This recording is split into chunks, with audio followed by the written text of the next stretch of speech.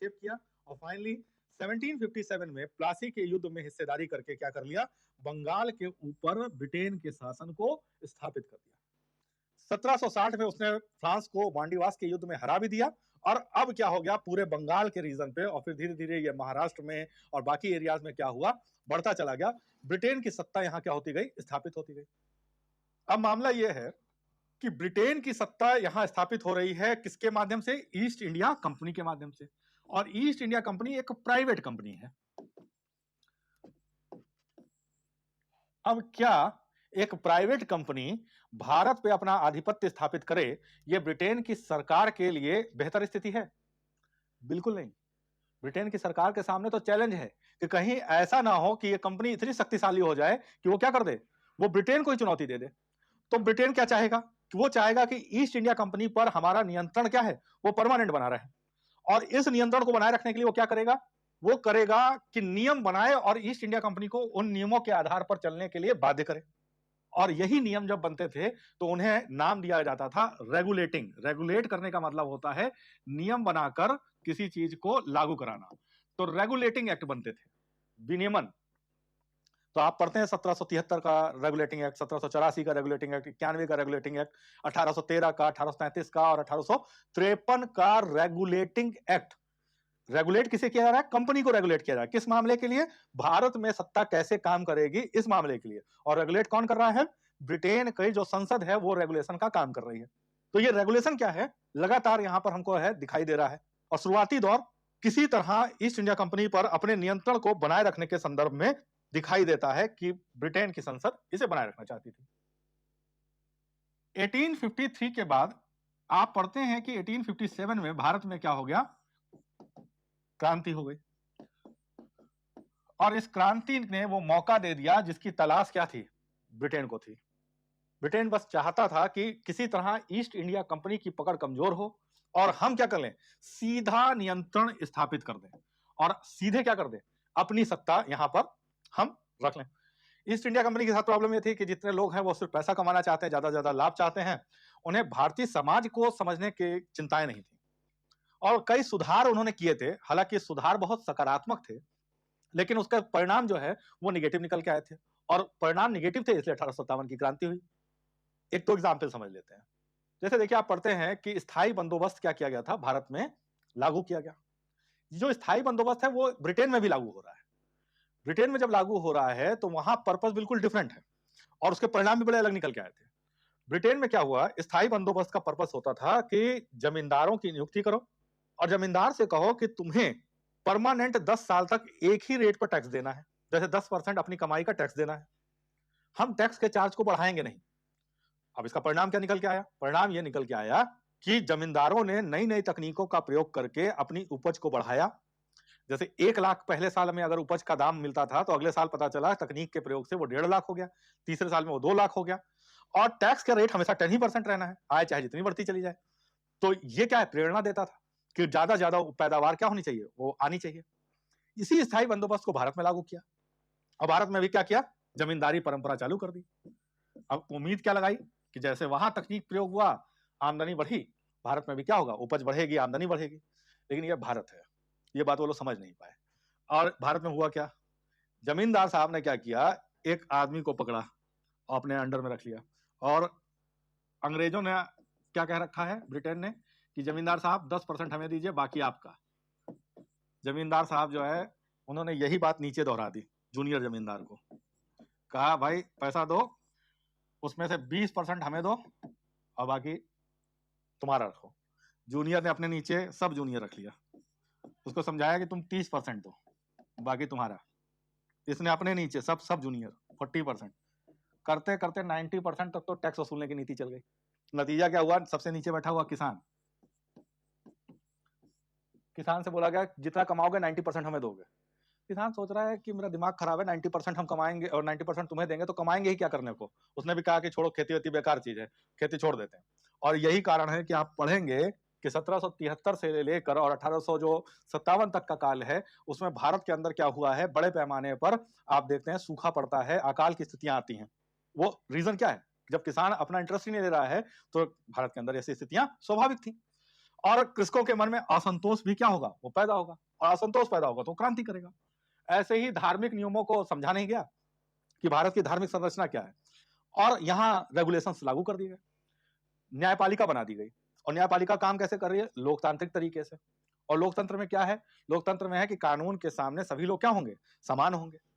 अब देखो भारत में क्या चल रहा है, भारत में धर्म कह रहा है, जो विशेष तौर पे हिंदू धर्म है, वो कह रहा है कि भाई अगर चोरी करते हुए कोई शूद्र पकड़ा जाएगा तो शूद्र को जो सजा दी जाएगी वो है कि उसे विष पीना पड़ेगा, जहर पीना पड़ेगा।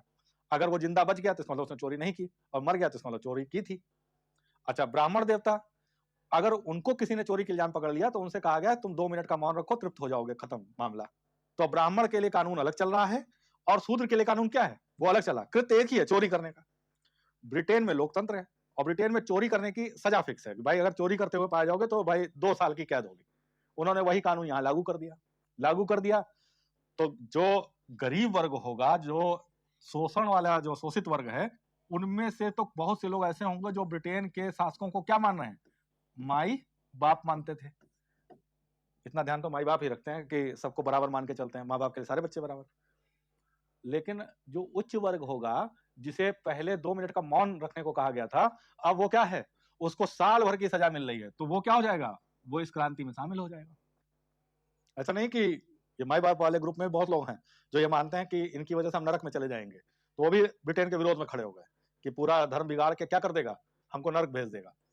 इस तरह के सोच के साथ यहाँ पर क्रांति की स्थितियां पैदा हुई और भारत में बड़े पैमाने पर क्रांति हो। ब्रिटेन चाहता था कि यहाँ क्रांति जो हुई है इसका हम लाभ लें, और लाभ लिया भी। और फाइनली ईस्ट इंडिया कंपनी को क्या कर दिया गया, समाप्त कर दिया गया। और सत्ता सीधे सीधे किसके पास चली गई, ताज के पास चली गई। क्राउन, क्राउन इसलिए कहते हैं कि वहां शासन के उच्च पद पर राजा भी बैठ सकता है, और अगर राजा जीवित नहीं है तो सत्ता की अंतिम जो वो होगा वो रानी के हाथ में रहता था। तो रानी जो है वो क्या करेगी, वो वही कार्य करेगी जो राजा को जो है करने के लिए अधिकृत किया गया था। तो यहाँ पे हम क्या बोलते हैं कि ताज के पास शासन चला गया, क्राउन के पास। और 1858 में रानी का घोषणा पत्र भी आ गया, और उस घोषणा पत्र के माध्यम से क्या कहा गया कि अब सत्ता ये शिफ्ट हो गई है ब्रिटिश संसद के हाथ में। सीधे कानून कौन बनाएगा, ब्रिटिश संसद बनाएगी। जो भी गवर्नर जनरल नियुक्त किया जाएगा कंपनी की तरफ से, जो पूर्व में किया जा रहा था, अब वो किस नाम से जाना जाएगा, वायसराय के नाम से जाना जाएगा। भारत के आंतरिक मामलों में जब वो निर्णय लेगा तो उसे गवर्नर जनरल ही बोल रहे हैं। जब विदेशों के साथ संधि समझौता करेगा तो वो क्या हो जाएगा, वायसराय। वायसराय मतलब रानी का या ताज का प्रतिनिधि। तो यहाँ सारी सत्ता अब ब्रिटेन के हाथ में चली गई, और ब्रिटेन ने क्या किया, यानी वहां की संसद ने इस पर अपना नियंत्रण स्थापित कर लिया। और अब आप जब पढ़ेंगे तो आप पढ़ते हैं 1858 का शासन अधिनियम, 1861 का भारतीय शासन अधिनियम, आप पढ़ते हैं 1891 का भारतीय शासन अधिनियम, आप पढ़ते हैं 1919 का भारतीय शासन अधिनियम, 1935 का, 1909 का भारतीय शासन अधिनियम। तो यहाँ क्या दिखाई दे रहा है कि जो बात पहले रेगुलेटिंग एक्ट के नाम से जानी जा रही है, अब वो समाप्त हो गई। अब नई परंपरा चालू हुई, भारत शासन अधिनियम, क्योंकि डायरेक्ट ब्रिटेन की पार्लियामेंट क्या कर रही है, शासन कंट्रोल कर रही है। ईस्ट इंडिया कंपनी का इसमें से रोल क्या हो गया, वो समाप्त हो गया। अब ये सारी कहानी के बीच में आप जब इतिहास पढ़ेंगे तो उसमें डिटेल में चीजों को देखेंगे। हमारा जो मूल मुद्दा था वो था 1857 की क्रांति, और इस क्रांति में एक वर्ग था जिसने सोची समझी रणनीति के तहत हिस्सा नहीं लिया था, जिसे हिस्सा लेना चाहिए था फिर भी नहीं लिया। और क्रांति बिना उस वर्ग के सफल भी नहीं हो सकती है, और वो है मध्यम वर्ग। और बेसिकली ये जो मध्यम वर्ग है वही क्या है, शिक्षित भी है। तो शिक्षित वर्ग जो था, नव शिक्षित वर्ग, विशेष रूप से नव शिक्षित इसलिए क्योंकि ये वो वर्ग था जो शिक्षा प्राप्त करने के लिए ब्रिटिश तौर तरीकों का प्रयोग कर रहा था। और जो डिग्रियां लेने के लिए कहा जाता है, जो डिग्रियां लेने के लिए, वकालत करने के लिए कहा जा रहा है, ब्रिटेन जा रहा है। और इंग्लैंड से क्या कर रहा है, वकील बन के वापस आ रहा है। और वकालत एक समय बड़ी चीज मानी जाती थी। आज तो क्या है कि कोई काम नहीं कर रहा है तब तक क्या कर लो, लॉ की डिग्री ले लो। लेकिन एक समय क्या होता था, ये लॉ की डिग्री बहुत बड़ी बात मानी जाती थी। तो ये नव शिक्षित वर्ग था, इसने हिस्सेदारी नहीं ली। और क्यों नहीं ली, इसे लगा कि अगर 1857 की क्रांति सफल हो गई तो भारत में राजतंत्र स्थापित हो जाएगा। और ये इंग्लैंड के अंदर देख क्या रहा है, ये इंग्लैंड के अंदर देख रहा है लोकतंत्र। और लोकतंत्र में ये देख क्या रहा है कि यहाँ शासक की आलोचना करो, नीतियों की आलोचना करो, यहाँ पर अपने विचार रखो, अपनी बात रखो, अपने प्रतिनिधि को खुद ही चुनो। ये सब इसको बड़ा आकर्षित कर रहा है। राजतंत्र में क्या होगा, तुमने अपना आलोचना कर दी, विचार रख दिए, तब तक तो हो सकता है जीवित बच भी जाओ। अगर आलोचना कर दी तो राजा क्या कर देगा, फांसी पे लटका देगा। तो उस केस में इसकी आलोचना तो संभव ही नहीं थी। तो कुल मिलाकर क्या हो गया, ये जो नए आकर्षण है, ये नया आकर्षण इनको लग रहा है कि ब्रिटेन ही क्या कर सकता है, भारत में इन चीजों को लागू कर सकता है, आगे बढ़ा सकता है। और इसीलिए इन्होंने 1857 की क्रांति में हिस्सेदारी नहीं की।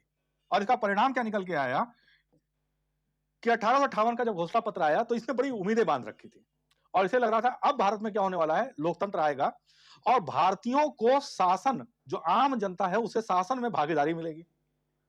हुआ कुछ नहीं, तो ये निराश हुआ। शुरू में थोड़ा कि चलो अच्छा तो तुरंत का मामला है, अभी ऐसे ही मतलब सोच रहे होंगे कि दे देंगे। 5 साल बीत गए, 10 साल बीत गए, वो इंतजार ही करता रहा कि हमें क्या करना है, मिलेगा मौका, हम इस मौके को क्या कर पाएंगे, बना पाएंगे। ऐसा हुआ ही नहीं। अंत में इसने दुखी निराश होके 1885 में क्या कर लिया, इंडियन नेशनल कांग्रेस का गठन किया। और उस समय शुरुआती दौर में इसमें दादा भाई नौरोजी, फिरोज शाह मेहता ऐसे नेता हुआ करते थे। इनकी बड़ी आस्था थी कि ब्रिटेन के जो सरकार है वो हमारी बात जरूर सुनेगी, और ये लोकतांत्रिक मूल्यों को बहुत महत्व देते थे और कहते थे कि ब्रिटेन की सरकार के पास अगर हम जाएं और अपनी बात रखें तो सरकार हमारी बातों को सुनेगी और हमें भी मौका देगी। बेचारे जाते थे गवर्नर जनरल के पास, सामने कहते थे कि कुछ ज्ञापन लेके आए हैं, तो गवर्नर जनरल कहता था कि बाहर बैठो, अभी बुलाएंगे तुमको। कई बार तो ऐसा होता था कि पूरा दिन निकल गया बैठे बैठे, फिर अगले दिन आना पड़ता था। ऐसे ही रोज किया जाता था। धीमे धीमे जो ये फिरोज शाह मेहता गुट था, दादा भाई नौरोजी गुट था, इसमें एक दिन एक नौजवान जो है वो शामिल हो गया। इनका नाम था बाल गंगाधर तिलक। एक दिन तिलक जी बैठे रहे, 2 दिन तिलक जी बैठे रहे, उस दौर के सनी देओल टाइप के थे। तीसरे दिन तक आते आते अब उनको ये लगने लगा कि ये तो बहुत बेइज्जती वाली बात है। उन्होंने कहा ऐसे बात नहीं बनेगी, ये कात्या के दरवाजे पे कब तक माथा टेकेंगे। उन्होंने कहा आंदोलन ही करना पड़ेगा। और फाइनली उन्होंने कहा कि आंदोलन जन आंदोलन है, जिसके माध्यम से हम क्या कर सकते हैं, ब्रिटेन पे दबाव बना सकते हैं। नौरोजी लोगों ने समझाया कि देखो वो लोग बहुत पावरफुल है, लेकिन तिलक साहब थे, उन्होंने कहा ना। 1895 में उन्होंने एक लेख लिखा और उस लेख में स्वराज की मांग भी की, और उसी लेख में पहली बार उन्होंने कहा कि भारत की एक संविधान सभा होनी चाहिए और यह संविधान सभा भारत के संविधान का निर्माण करे और भारत के संविधान के अनुसार भारत की शासन व्यवस्था चलाई जानी चाहिए। तो पहले व्यक्ति थे जिन्होंने संविधान सभा की मांग की। आप इसके बाद इतिहास में और भी चीजें पढ़ेंगे, किस तरह का तनाव गर्म दल और नरम दल के बीच में हुआ और फाइनली कांग्रेस विभाजित हो गई और इस पर कोई कार्रवाई आगे नहीं बढ़ पाई। फाइनली जो ये घटना थी, उस घटना के बाद अब जो दोबारा मामला आया वो आया गांधी जी के आने के बाद, यानी 1915 के बाद।